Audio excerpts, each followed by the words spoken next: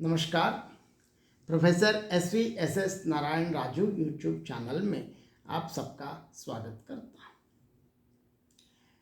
तुलनात्मक अध्ययन करते वक्त चाहे वो विद्यार्थी, शोधार्थी या अध्यापक जो भी हो, विभिन्न प्रकार के संदेह आते हैं। वास्तव में तुलनात्मक अध्ययन करते वक्त अनेक प्रकार के इसको मैं समस्याएं नहीं कहना चाहता हूँ, अनेक प्रश्न मन में उठते हैं। इससे संबंधित इसके क्या क्या इस प्रकार की शंकाएं हैं और उसका समाधान करने के लिए भी मैंने बहुत बार कोशिश किया। मैंने बहुत लोगों से चर्चा भी कर लिया। इसके बावजूद भी आम तौर पर तुलनात्मक विद्यार्थी या शोधार्थी के मन में जो भी आते हैं, इसका कारण क्या है, इस पर मैं अभी कुछ बातें आपके साथ मैं साझा करना चाहता हूँ। इसका विषय है विभिन्न भाषा साहित्यों का तुलनात्मक अध्ययन और इससे संबंधित कुछ मुद्दे या प्रश्न कह सकते हैं। समय समय पर तुलनात्मक अध्ययन के पक्ष विपक्ष में कई बातें सुनने का अवसर मिलता है। कभी कभी तुलनात्मक अध्ययन को सर्वश्रेष्ठ मानते हुए उसकी बड़ी तारीफ की जाती है, तो कभी कभी उसे गौण सिद्ध करते हुए भी विचार व्यक्त किए जाते हैं। इस अध्ययन पद्धति के संबंध में मेरे मन में भी कई शंकाएं हैं। मैंने अपनी सीमित बुद्धि के बल पर कई बार इन शंकाओं को निवृत्त करने का प्रयास भी किया है। शोध कार्य में मेरा कुछ अनुभव रहा है, कई वर्ष बीत गए हैं, मगर मेरी शंकाएं अभी भी बहुत हैं। हमारे गुरुवर आचार्य पी आदेश्वरराव जी अक्सर एक प्रमुख अंग्रेजी लेखक की इन पंक्तियों को उद्धृत करते हैं। After 20 years of writing, I came to know that I have no talent for writing. By that time, I became famous, so I have not left the profession. मैंने भी तुलनात्मक अध्ययन के सहारे कई लेख प्रस्तुत किए, फिर भी इस अध्ययन पद्धति व इसकी उपादेयता के संबंध में कई प्रश्नों का उत्तर मुझे अभी तक नहीं मिला है। तुलनात्मक अध्ययन की उपलब्धियों के संबंध में अक्सर यही बात कही जाती है कि हमारे देश की राष्ट्रीय एकता, अखंडता, भावात्मक ऐक्य साधन व सांस्कृतिक समरसता को पुष्ट करने की दिशा में एक महत्वपूर्ण प्रयास किया जा रहा है। और यह भी कहा जाता है कि विभिन्न संस्कृतियों में अंतर्निहित मूलभूत तत्वों को पहचानने के लिए विभिन्न भाषा साहित्यों का तुलनात्मक अध्ययन करना आवश्यक ही नहीं, अनिवार्य भी है। समीक्षकों का कहना है कि भारतीय भाषाओं का तुलनात्मक अध्ययन वास्तव में धीरे धीरे व्यावहारिक आलोचना की एक नई शाखा के रूप में विकसित होने लगा है। तुलनात्मक अध्ययन के संबंध में छात्र छात्राओं को पढ़ाते वक्त हम यही कहते हैं कि किन्हीं दो या दो से अधिक भाषाओं, दो से अधिक रचनाकारों व उनकी कृतियों को लेकर तुलना की जा सकती है। हम यह भी बताते हैं कि वास्तव में भारतीय साहित्य अपने में एक तुलनात्मक साहित्य है और एक अलग अनुसंधानात्मक प्रविधि के रूप में तुलनात्मक अध्ययन को मान्यता मिल गई है। वास्तव में किसी एक विधा को लेकर या किसी एक भाषा के रचनाकार को लेकर शोध कार्य करना चाहें तो भी अनिवार्यतः उस विधा के उस समय के अन्य महत्वपूर्ण रचनाकारों व उनकी रचनाओं का भी अध्ययन किए बिना हम प्रामाणिक ढंग से यह निर्धारित नहीं कर सकते हैं कि अमुक रचनाकार श्रेष्ठ हैं या उनकी रचनाएं साहित्यिक गुणवत्ता की दृष्टि से अनुपम हैं। अनिवार्यतः उस समय की या पूर्ववर्ती रचनाकारों की कृतियों का भी सम्यक ज्ञान प्राप्त कर विवेच्य रचनाकार की भी अन्य कृतियों का विशेष अध्ययन कर उनके गुण दोषों पर प्रकाश डाला जा सकता है। तुलना वास्तव में साहित्यिक अनुसंधान का एक अनिवार्य तत्व है। किन्हीं दो या दो से अधिक भाषा साहित्यों या रचनाकारों की कृतियों का परिशीलन करते हुए किसी एक विशेष संदर्भ में उनमें अद्भुत साम्य या वैषम्य लक्षित होता है, तो हम यह निष्कर्ष निकालते हैं कि यह प्रवृत्ति भारतीय सांस्कृतिक समरसता का या अनेकता में एकता का व एकता में अनेकता का प्रतीक है।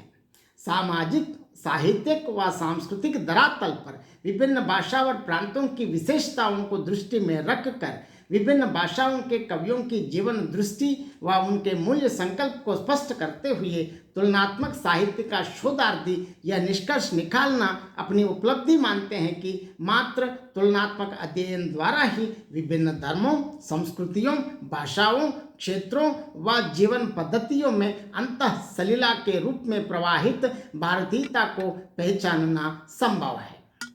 विभिन्न विश्वविद्यालयों में भी इस दिशा में जो शोध कार्य संपन्न होने लगा है, उसका सर्वेक्षण करने पर यह प्रश्न मन में उठता है कि किस हद तक राष्ट्रीय एकता व अखंडता की सिद्धि इससे होने लगी है। विभिन्न भाषाओं के रचनाकारों में साम्यों और वैषम्यों को तलाशने की प्रक्रिया में पूर्व निर्धारित मान्यताओं को तलाशने की प्रक्रिया के पूर्व निर्धारित मान्यताओं को दूर रखकर प्रत्येक रचनाकार की संवेदना को उन्हीं की रचनाओं के आधार पर परखने का प्रयास किस हद तक किया जा रहा है। विभिन्न भाषाओं के रचनाकारों की कृतियों का तुलनात्मक अध्ययन करते समय एक ही देश के या एक ही समय के या एक समान साहित्यिक आंदोलनों से संबद्ध होने के नाते इनकी अनुभूतिगत एवं अभिव्यंजनागत विशेषताओं में साम्यों व वैषम्यों को ढूंढ निकालने की अनिवार्यता के कारण परिसर की सीमितता की समस्या उत्पन्न हो जाती है। समीक्षक या अनुसंधाता खुलकर अपने विचार व्यक्त नहीं कर सकता है और मौलिक समीक्षात्मक दृष्टि लेकर प्रत्येक रचना के अंतस को छू नहीं सकता है। पूर्व घोषित एक विशेष प्रयोजन की सिद्धि को लेकर विभिन्न भारतीय भाषा साहित्यों व रचनाकारों की उपलब्धियों का अध्ययन करना कहाँ तक वैज्ञानिक है। इस प्रक्रिया में प्रयोजन की सिद्धि की घोषणा पहले ही की जा रही है और प्रयास बाद में।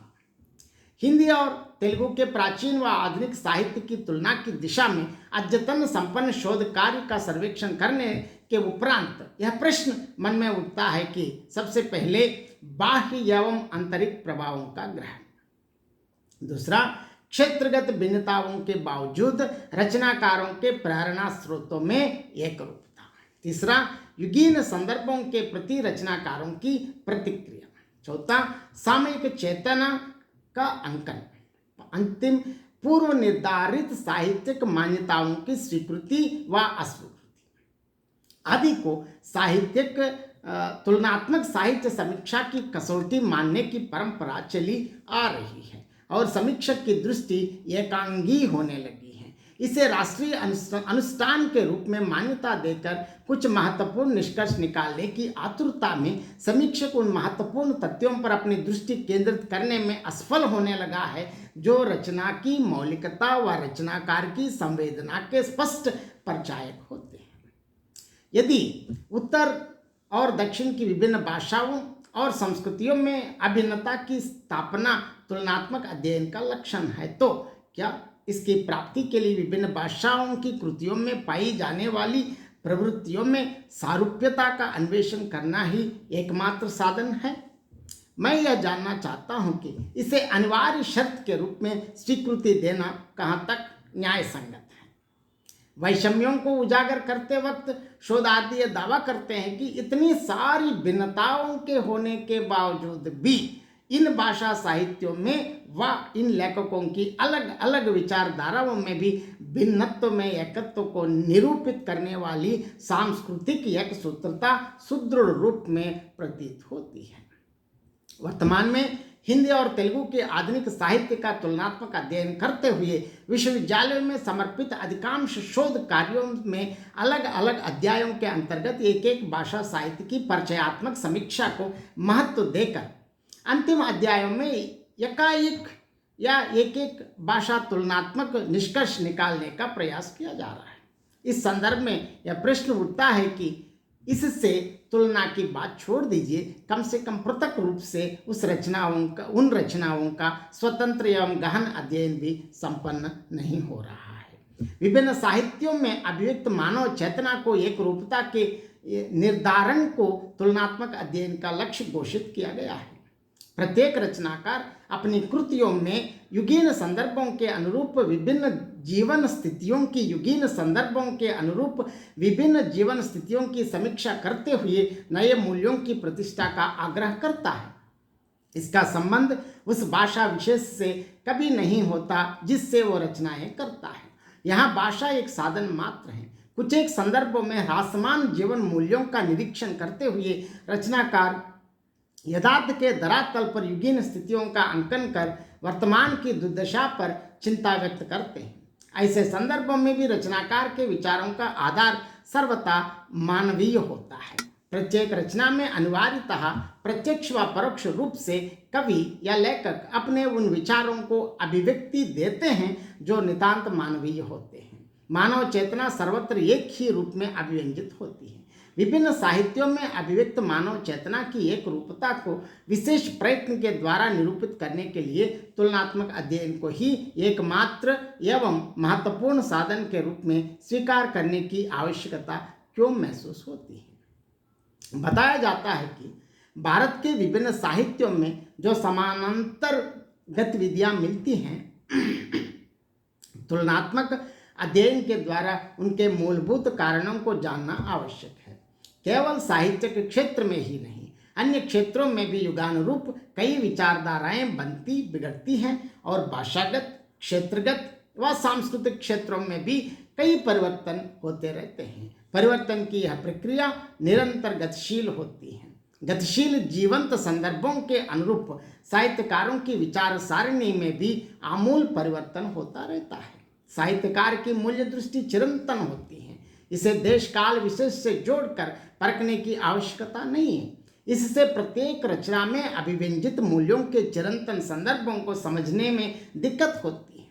समानांतर गतिविधियों की उपलब्धि विशेष दर्शन की अभिव्यक्त व भावगत एवं कलागत विशेषताओं की एक रूपता को निरूपित करने के उद्देश्य मात्र को लेकर विभिन्न भाषाओं के साहित्यों का तुलनात्मक अध्ययन करने से समीक्षक की लक्ष्य सिद्धि तो होती है, किंतु मूल रचना की निजी विशेषताओं को पहचानने में बाधा उत्पन्न होती है। दक्षिण के शोधार्थी हिंदी में स्नातकोत्तर उपाधि प्राप्त करके शोध कार्य में प्रवृत्त होते हैं। हिंदी उनकी मातृभाषा नहीं है। वे अपनी मातृभाषा तेलुगु, तमिल, कन्नड़ या मलयालम का भाषा ज्ञान मात्र रखते हैं।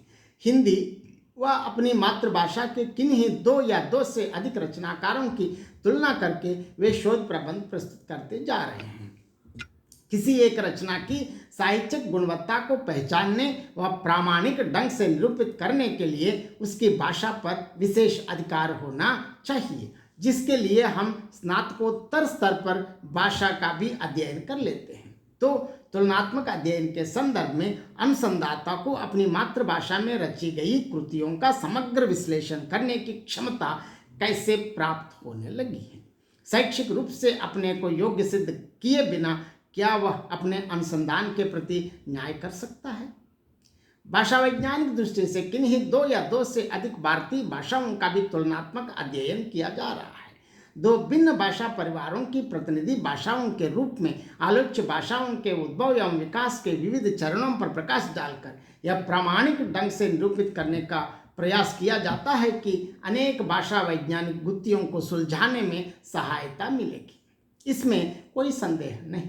ध्यान देने योग्य बात यह है कि भारत जैसे बहुभाषा भाषी देश में अन्य भाषाओं के विकास की गतिविधियों का अध्ययन किए बिना किसी एक भाषा के विकास का पृथक रूप से समग्र विश्लेषण प्रस्तुत नहीं किया जा सकता है।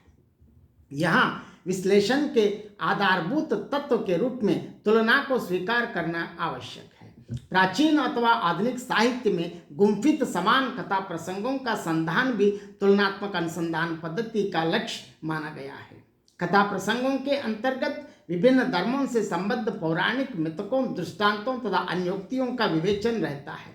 इसी प्रकार शिल्प वैज्ञानिक पद्धति के द्वारा भी तुलनात्मक साहित्य का अध्येता विभिन्न भाषा साहित्यों में विद्यमान भाषिक प्रसंगों का विश्लेषण कर इस रहस्य का उद्घाटन करता है कि इन साहित्यों में अद्भुत समानता मिलती है। इन दोनों संदर्भों में पुनः यही प्रश्न उठता है कि साम्यों तथा वैषम्यों के निर्धारण पर ही समीक्षक की दृष्टि केंद्रित होती है। और प्रत्येक रचना के विवेचन के संदर्भ में रचनाकार के चिंतन पक्ष व सृजन पक्ष की खूबियों व खामियों, रचनाकार की संवेदनशीलता व रचना की अभिव्यक्तिगत मौलिक विशेषताओं का तटस्थ विश्लेषण समग्रतापूर्वक वो नहीं कर सकता है। तुलनात्मक साहित्य की अपनी एक स्वतंत्र सत्ता है। कुछ समीक्षकों की मान्यता यह है कि यह अध्ययन सांस्कृतिक व ऐतिहासिक पक्षों के विश्लेषण के संदर्भ में व्यावहारिक आलोचना करने की कोशिश करता है। वस्तुतः तुलनात्मक साहित्य शास्त्रीय अध्ययन का बड़ा ही उलझा हुआ क्षेत्र है। तुलनात्मक साहित्य का क्षेत्र राष्ट्रीय भ्रांतियों तथा परासांस्कृतिक व्याख्याओं तक फैला हुआ है।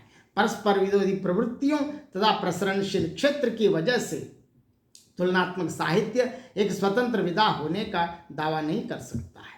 विभिन्न भाषाओं के साहित्यों के तुलनात्मक अध्ययन को मोटे तौर पर प्रभाव विश्लेषण की कोटि में रखा जा सकता है। विभिन्न भाषाओं में रची गई कृतियों का तुलनात्मक अध्ययन प्रस्तुत करते हुए किसी एक भाषा साहित्य की उपलब्धियों व साहित्य सौरभ को राष्ट्रीय स्तर पर बिखेरना यदि हमारा लक्ष्य है तो इसकी प्राप्ति के लिए तुलनात्मक शोध की अपेक्षा अनुवाद कार्य को एक सशक्त साधन के रूप में स्वीकार करना अत्यधिक समीचीन प्रतीत होता है। जब तक तुलनात्मक साहित्य व तुलनात्मक अनुसंधान से जुड़े हुए प्रावधिक प्रश्नों का उत्तर नहीं मिलता है, तब तक इस दिशा में तुलनात्मक साहित्य के अध्येता ईमानदारी व विश्वास के साथ कार्य संपन्न नहीं कर सकता है। इसके साथ साथ मैं तुलनात्मक साहित्य से संबंधित मूलभूत प्रश्नों के बारे में चर्चा किया है। कभी समय मिले तो और आगे और कहीं श्रृंखला में और इस तुलनात्मक साहित्य से संबंधित और भी अनेक विषयों के बारे में हम आगे जरूर चर्चा करेंगे। मैं आपसे यही अनुरोध करता हूं कि इस वीडियो को देखें या सुनने के बाद जरूर आप अपनी प्रतिक्रिया व्यक्त कीजिए। धन्यवाद।